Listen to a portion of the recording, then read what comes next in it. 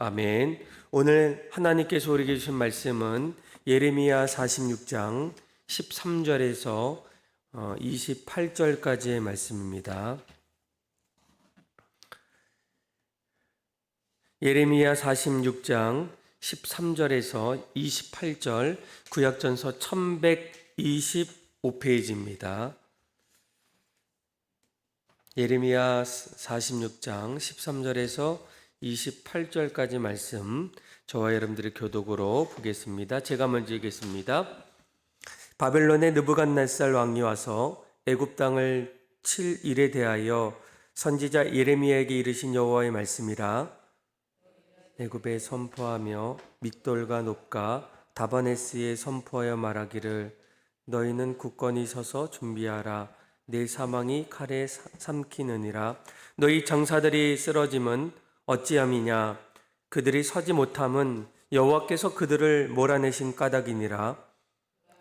사람을 넘어지게 하심에 사람이 사람 위에 엎드려지며 이르되 일어나라. 우리가 포악한 칼을 피하여 우리 민족에게로 우리 고향으로 돌아가자 하도다.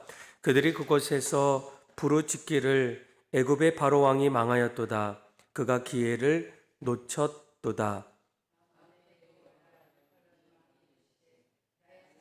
맹세하노니 그가 과연 산들 중에 다벌같이 해변의 갈매살같이 오리라.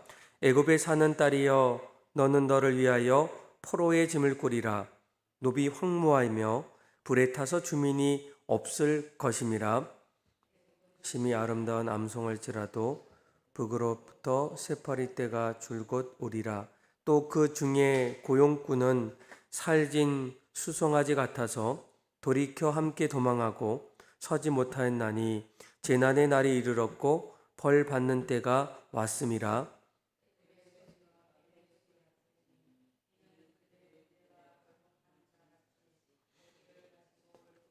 여호와의 말씀이니라. 그들이 황충보다 많아서 셀 수 없으므로 조사할 수 없는 그의 수풀을 찍을 것이라. 딸 애굽이 수치를 당하여 북쪽 백성의 손에 붙임을 당하리로다. 만군의 여호와 이스라엘 하나님께서 말씀하시니라. 보라, 내가 노예 아몬과 바로와 애굽과 애굽 신들과 왕들 곧 바로와 및 그를 의지하는 자들을 벌할 것이라.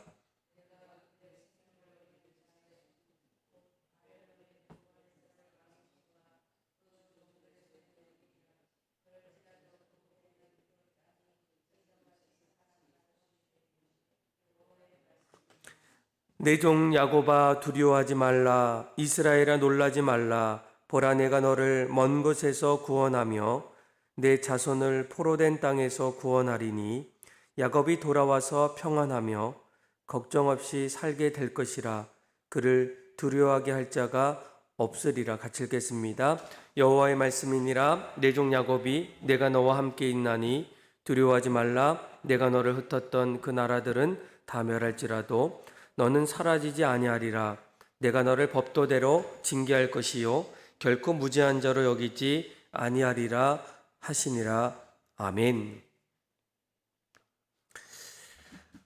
예레미야 말씀은 하나님께서 예레미야 선지자를 통해서 이스라엘에게 말씀하신 예언의 말씀입니다. 오늘 우리가 읽었던 예레미야 46장의 말씀은 하나님께서 이스라엘 백성들을 넘어서 이방 나라들에게 앞으로 일어날 일들을 더 말씀해 주고 있어요. 예레미야 46장부터 예레미야 51장 앞으로 계속 우리가 그 이후의 말씀을 보게 될 때 그 말씀 속에는 하나님께서 이스라엘, 유다에게 말씀하신 내용보다는 이제는 유다를 넘어서 이방 땅, 오늘은 46장은 애굽이라는 나라에게 하나님께서 말씀해 주시고, 또 47장은 블레셋 또 모압을 심판하는 그런 내용들. 그래서 아마 51장까지 말씀을 보게 되면 유다에 있는 주변 열방 나라에 대한 하나님의 예언의 말씀이라는 거예요. 오늘 46장의 말씀은 유다의 주변에 있는 이방 나라들 가운데에 첫 번째로 말씀하신 애굽에 대한 하나님의 예언의 말씀입니다. 아마 이 말씀은 BC 605년도에 발발하였던 이 갈미스 전투의 애굽의 바로와 그리고 바벨론의 느부갓네살 왕의 어떤 전쟁에 관한 말씀입니다. 아마 우리가 오늘 이 말씀을 시작하면서 한 가지 중요한 것은 무엇입니까? 하나님은 이스라엘의 하나님일 뿐만 아니라 더 나아가서는 모든 나라를 다스리시고 또 통치하시는 분이 바로 하나님이라는 거예요. 우리가 성경을 보게 되면 끊임없이 하나님께서 택하셨던 이스라엘, 유다, 그 나라에 대한 구체적인 말씀을 우리에게 들려주시지만 하나님께서는 이스라엘의 하나님만이 아니라는 거예요. 더 나아가서는 이 세상을 창조하신 분이시고 이 세상을 여전히 다스려 주시고 이끌어 가시는 분이 바로 하나님이시라는 겁니다. 그래서 유다를 넘어서 오늘날 우리에게도 하나님은 우리의 삶을 주관하시는 분, 우리의 삶 속에서 다가오시고 그 삶을 하나하나 이루어 나가시는 분이 바로 우리가 믿는 하나님임을 우리는 반드시 깨달아야 한다는 거예요. 자, 그러면 오늘 하나님께서 애굽이라는 나라에 과연 어떤 일들이 일어나겠습니까? 우리 한번 13절에서 우리 14절의 말씀을 우리 15절까지 한번 같이 한번 읽어볼까요? 시작. 바벨론에 느부갓네살 왕이 와서 애굽 땅을 7일에 대하여 선지자 예레미야에게 이르신 여호와의 말씀이니라. 너희는 애굽에 선포하며 믹돌과 놉과 다바네스에 선포하여 말하기를 너희는 굳건히 서서 준비하라. 내 사방이 칼에 삼키었느니라. 너희 장사들이 쓰러짐은 어찌함이냐? 그들이 서지 못함은 여호와께서 그들을 몰아내신 까닭이니라. 아멘. 13절 말씀을 보게 되면 바벨론의 느부갓네살 왕이 와서 어떻게 합니까? 애굽 땅을 치겠다라고 이렇게 말씀해 주고 있어요. 그리고 조금 더 보게 되면 14절에 보면 14절이죠. 너희는 애굽에 선포하여 뭐가 나옵니까? 믹돌과 놉과 그리고 다바네스에 선포하여 말하기를 이렇게 얘기합니다. 믹돌과 놉은 그 당시에 애굽을 대표하는 큰 도시였고 그리고 다바네스는 요새화된 성읍으로서 애굽으로 이주했던 유다 잔류민들이 자신들의 안위를 위해서 초창기에 정착했던 성읍이 바로 다바네스라는 거예요. 그래서 애굽에서 가장 큰 도시였던 믹돌과 놉 그리고 그곳에 정착했던 유다 잔류민이 살고 있던 다바네스에 무슨 일이 일어납니까? 그곳에서 칼에 삼키어지겠다라고 이렇게 말씀해 주고 있어요. 아마 얼마 안 있으면 결국 바벨론에 의해서 애굽이라는 나라는 전쟁에 의해서 점점 멸망하는 그런 말씀을 하나님께서 예레미야를 통해서 들려주게 됩니다. 그런데 우리가 이러한 하나님의 심판 또 하나님의 이러한 공의의 자리에서 한 가지 우리가 깨달아야 될 것은 무엇이겠습니까? 하나님은 이러한 말씀을 통해서 그들에게도 구원의 기회를 베풀기를 원하신다라는 거예요. 여러분, 하나님께서 그들을 심판하시겠다, 그들을 멸망하시겠다라는 그런 마음을 가졌을 때 이러한 모습들을 그곳에 있었던 애굽 또 유다에 있는 사람들에게 구체적으로 소상히 밝히는 이유가 무엇이겠습니까? 심판하면 다 끝이 날 수 있는데 굳이 그러한 일들, 앞으로 일어날 일들을 애굽이라는 그 나라 백성들에게 말씀하는 이유가 도대체 무엇이겠습니까? 하나님은 단지 그들을 심판하기 위해서만은 아니라는 거예요. 죄로 인해서 또 그들의 하나님을 멀리하는 그들의 잘못 가운데에 여전히 하나님은 마지막으로 그들에게 하나님께 다시금 돌아오기를 원하는 구원의 기회를 그들에게 주고 계시다라는 거예요. 성경에 보게 되면 하나님은 성경을 통해서 끊임없이 어떻습니까? 죄인들을 심판하기 이전에 항상 그곳에는 선지자들을 보내셨고 또 그들을 통해서 자신들의 죄를 깨닫고 돌이킬 수 있는 기회를 주셨다라는 거예요. 하나님은 이스라엘 백성들에게만 이러한 일들을 하셨겠습니까? 아닙니다. 하나님은 이스라엘 백성들뿐만 아니라 종종 또 끊임없이 이방 나라들에게도 이러한 말씀을 통해서 그들이 다시 돌아오기를 간절히 원하셨다라는 거예요. 아마 우리가 말씀을 보게 되면 예언서 예레미야 말씀을 보게 되지만 이 예언서에는 수많은 예언자들이 나옵니다. 이사야, 호세야, 아모스, 말라기, 학개 이런 여러 선지자들을 하나님께서 부르시고 그리고 그들을 통해서 이스라엘 백성들에게 보내주셨던 이유가 무엇이겠습니까? 그들의 죄악상을 하나님께서 아셨고 이러한 죄들이 해결되지 않으면 결국 하나님께서 진노하시고 하나님의 공의를 통해서 멸망시키시겠다라고 그렇게 말씀해 주고 있다라는 거예요. 그런데 그런 가운데서도 그들이 회개하고 돌아오면 어떻습니까? 하나님은 뜻을 돌이키시고 그들을 용서해 주시며 다시 회복의 은혜를 부어주신다라는 거예요. 이런데 그런 모습들이 유다에게만 일어나는 것이 아니라 이방 땅에도 동일하게 일어난다는 거예요.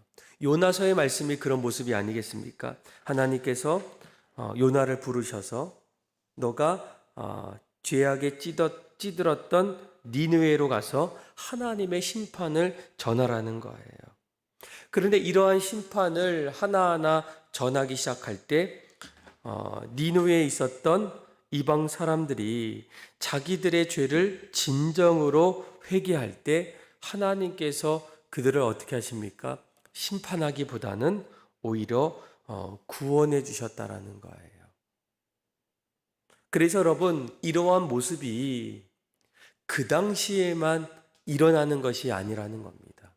하나님은 개인을 통해서도 공동체를 통해서도 나라와 민족을 통해서도 이러한 하나님의 어떤 심판 또 하나님께서 이러한 우리의 삶에 끊임없이 나타나는 그러한 삶의 자리에서 우리가 어떻게 해서든 다시 회개하고 돌아오기를 하나님은 원하신다라는 거예요.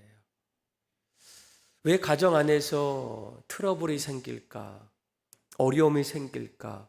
공동체 안에서 분쟁이 있고 다툼이 있고 또 원하지 않는 일들이 나타나는 이유가 무엇일까? 그러니까 여러분 단지 그 현상만을 바라보지 않기를 원해요. 거기에는 분명한 하나님의 섭리와 주권 속에서 되어지는 일들이 우리에게 다가오고 있다는 거예요. 하나님이 분명히 우리에게 말씀해 주시는 사인이 있다는 겁니다. 만약 공동체 안에 서로 다툼이 있고 분열이 있다면 그 분열 속에서 하나님이 원하시는 것은 무엇이겠습니까? 다시금 주 안에서 서로 사랑하기를 하나님은 원하신다라는 거예요. 왜일까요? 그러니까 하나님은 어느 때에만 계시는 것이 아니라 창세부터 지금까지 모든 것을 주관하시고 그 자리에 여전히 계시는 분이 바로 하나님이십니다.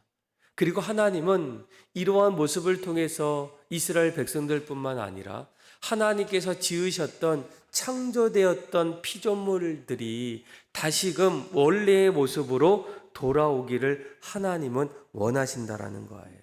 그래서 우리가 잘 보세요. 16절을 보시면 16절에 뭐라고 합니까? 그가 이렇게 나오죠. 16절에 그가 많은 사람을 넘어지게 하시매 사람이 사람 위에 엎드려지며 이르되 일어나라 우리가 포악한 칼을 피하여 우리 민족에게로 우리 고향으로 돌아가자 하도다. 아멘. 자, 이러한 일을 통해서 결국은 어떻습니까? 우리 민족이 다시금 고향으로 돌아가는 그런 일도 일어납니다.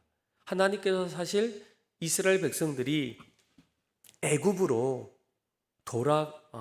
애굽으로 가기를 원하지 않으셨다는 거예요. 그런데 이스라엘 백성들이 바벨론의 전쟁으로 인해서 애굽으로 가기만 하면 오히려 우리는 안전할 수 있고 편할 수 있고 생명을 부지할 수 있지 않을까, 이런 마음으로 그들이 애굽에 들어갔을 때 이러한 애굽의 전쟁이 발발함을 통해서 무엇을 느끼게 됩니까? 다시금 우리가 우리의 고향으로 돌아가자라고 이렇게 고백하게 돼요. 그런데 우리가 주목해야 될 것은 무엇입니까? 16절에 바로 이것을 이끌어 가시는 분은 누구입니까? 그라는 거예요. 그가 이럽니다. 근데 그가 어떤 분이에요? 15절 말씀을 보게 되면 여호와께서 그들을 몰아내신 까닭이다라는 거예요. 그들을 쓰러지게 하시고 그들의 삶을 이렇게 만드셨던 분은 다름 아닌 바벨론이 아니라 누구입니까? 하나님이라는 거예요.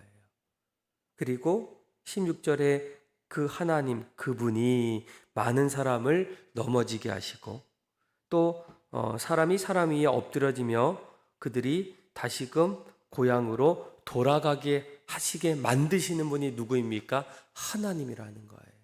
그러니까 하나님께서 안 계시고 보이지 않다라고 하는 그런 자리에서도 여전히 하나님은 일하시고 그리고 간섭하시고 역사하시는 분이 바로 하나님이라는 겁니다. 베드로서 3장 9절에 이렇게 베드로는 고백해요. 주의 약속은 어떤 이들이 더디다고 생각하는 것 같이 더딘 것이 아니라 오직 주께서는 너희를 대하여 오래 참으사 아무도 멸망하지 아니하고 다 회개하기에 이르기를 원하느니라라고 말씀해 주고 있어요. 그러니까 하나님께서 이러한 일을 통해서 그것이 좋은 일이든 또 인간이 바라봤을 때 왜 이런 일이 일어날까 원망이 나올 수 있고 도저히 일어나기를 간절히 원하지 않았던 일들이 일어나는 그때에 하나님께서 그렇게 내버려 두시고 오히려 그것을 주관하셨던 이유는 무엇이겠습니까?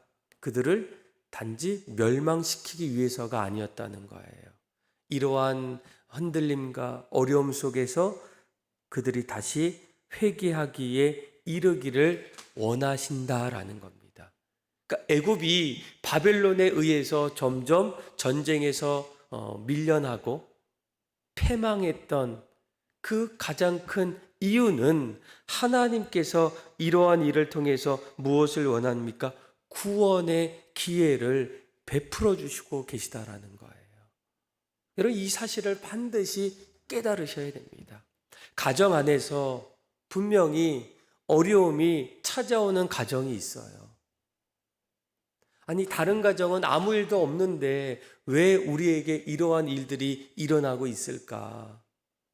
사업이 잘 안 될 수도 있고, 건강에 어려움이 찾아올 수도 있고, 또 관계의 어떤 무너짐이 올 수 있을 때 그것을 단지 표면적으로 바라보는 것이 아니라 하나님께서 그대로 그 모습들을 놔두셨던 이유가 무엇일까?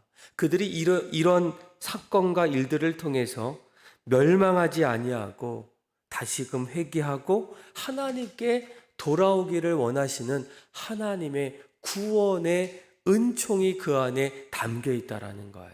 이것을 여러분들이 반드시 깨달으셔야 됩니다. 하나님 왜 나에게, 우리 가정 안에, 우리 공동체 안에 이러한 일들을 주시는 이유가 무엇입니까? 왜 그렇게 놔두십니까? 왜 내버려 두십니까? 그 자리에서 하나님 앞에 물으셔야 되고 그 물으셨던 그 자리에 하나님의 의도를 여러분들이 반드시 발견하시고 그것 앞에서 여러분들이 반응하셔야 된다는 거예요.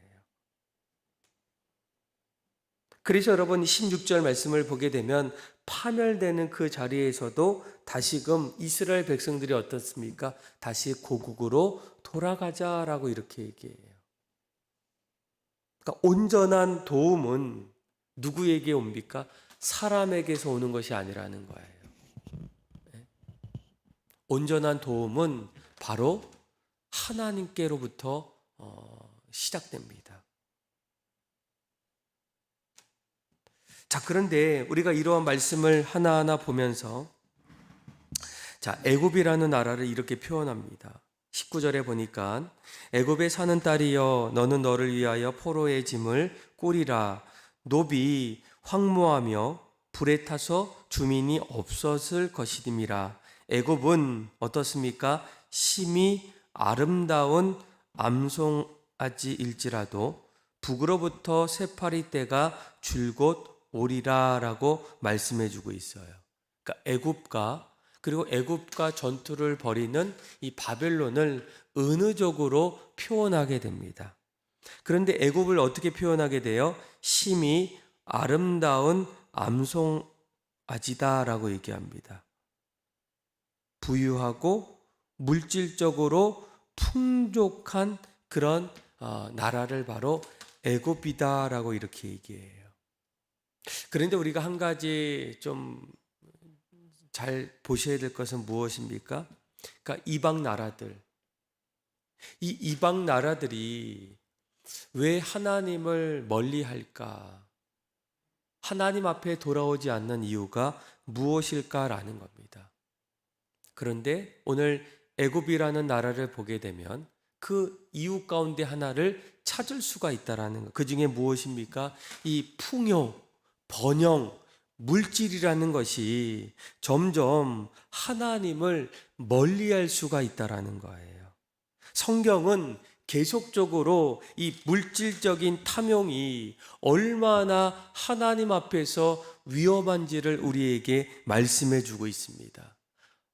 창세기에 보게 되면 하나님이 이제 이 세상을 만드셨어요. 아름답게 만드십니다. 그런데 우리가 보통 이 소돔과 고모라 땅, 거기에는 죄악된 그런 모습들이 끊임없이 나타납니다. 하나님의 진노로 그 땅을 멸망할 때 거기에는 무엇으로 죄악이 가득 찼습니까? 풍족함으로, 넉넉함으로, 번영함으로 그러한 심판이 임하게 된다라는 거예요.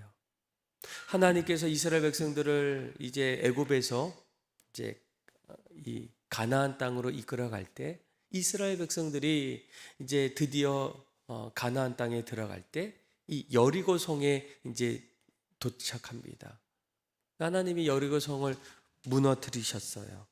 그런데 얼마 안 있으면 이 아이성, 여리고 성보다 더 작은 그 성 앞에서 그들이 더 이상 앞을 향해 나아갈 수가 없습니다. 그 이유가 무엇입니까? 그것에서 전쟁을 통해서 얻었던 전리품을 아간이라는 사람이 도둑질하게 돼요. 또 하나님의 사람이 엘리사가 사양했던 그 나아만 장군의 예물을 거짓으로 취했다가 이 게하시라는 사람이 문둥병에 걸리게 됩니다. 예수님의 제자였던 가룟 유다 은 30에 예수님을 팔아 넘기게 돼요. 또 사도행전 초대교회에 하나님 앞에 자신의 예물을 드릴 때 그 예물을 속여서 속여서 하나님 앞에 드렸을 때 하나님이 어떻게 반응하십니까? 점점 돈을 사랑하고 물질을 번영을 점점 좋아하다 보면 자기도 모르게 그 탐욕 속에서 하나님을 멀리할 수밖에 없다는 거예요. 하나님이 애굽을 통해서 이러한 일들을 보여주셨을 때 애굽도 하나님 앞에 돌아올 수 있어요. 그런데 그들이 돌아오지 못했던 그 자리에는 무엇이 있습니까? 풍요, 풍족함, 넉넉함, 번영을 마음에 붙잡고 여전히 살아가는 그런 모습들이 있지 않습니까? 아마 오늘날 우리가 복음을 전하고 또 주님을 소개할 때 여전히 그들이 하나님을 인정하지 않는 그 자리에 이런 이야기를 듣게 돼요. 난 너무 세상이 좋아요. 돈 벌어야 돼요. 네. 어떻게 보면 돈을 버는 가장 큰 이유가 무엇입니까? 그 물질을 가지고 세상에서 당당하게 누리면서 살고자 하는 그런 어떤 마음이 그 안에 담겨 있지 않겠습니까? 그런데 이런 모습들이 점점 커지면 무엇보다도 하나님을 멀리할 수밖에 없다는 거예요. 이 물질에 대한 어떤 위험성이 그 안에 담겨 있습니다. 그래서 결국 애굽은 어떻습니까? 쇠파리 때가 이렇게 찾아와요. 바벨론이 이렇게 찾아오지만 결국은 수치를 당하고 그리고 북쪽 백성의 손에 부침을 당하게 됩니다. 아마 24절까지 말씀을 읽어보면 이러한 말씀을 예레미야를 통해서 들려주게 돼요. 그런데 중요한 것은 이러한 모든 일을 통해서 하나님이 하시는 일들은 무엇이겠습니까? 하나님이 선택하셨던 유다, 그들을 끝까지 붙잡고 지켜주신다는 거예요. 우리 한번 28절 한번 27절부터 28절 같이 한번 읽어볼까요? 시작. 내 종 야곱아 두려워하지 말라. 이스라엘아 놀라지 말라. 보라 내가 너를 먼 곳에서 구원하며 내 자손을 포로된 땅에서 구원하리니 야곱이 돌아와서 평안하며 걱정 없이 살게 될 것이라. 그를 두려워할 자가 없으리라. 여호와의 말씀이니라. 내 종 야곱아 내가 너와 함께 있나니 두려워하지 말라.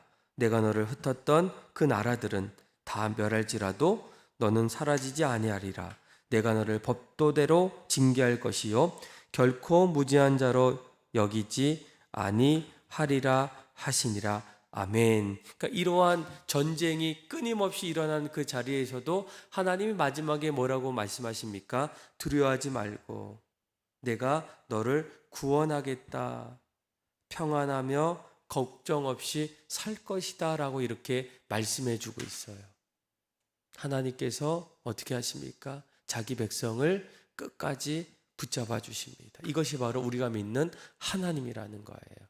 우리도 인생의 자리에서 숱한 일들이 나타날 때 당연히 두려워하고 또 흔들리고 이제는 점점 하나님을 멀리할까. 그런데 하나님은 이러한 일을 통해서 우리를 여전히 붙잡아 주시고 보존해 주시고 이끌어 주신다는 거예요.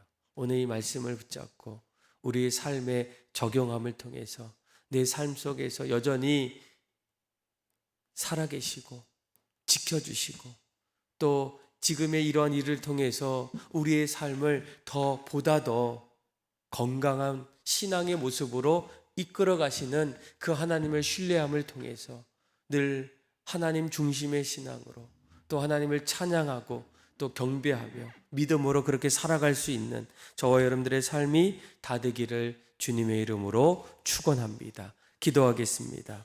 하나님 아버지, 우리의 삶도 때로는 인생의 전쟁터와 같은 일들이 끊임없이 일어나지만 여전히 이를 통해서 우리의 잘못과 어리석음을 돌이키길 원하시며 또한 끝까지 우리의 삶을 붙잡아 주시는 그 하나님을 신뢰하게 하여 주셔서 늘 두려움 속에서도 하나님과 늘 동행하며 믿음으로 굳건히 살아갈 수 있는 주님의 신실한 성도들 되게 하여 주옵소서. 그렇게 우리의 삶을 이끌어 주시고 하나님을 찬양하며 예수님의 이름으로 기도합니다.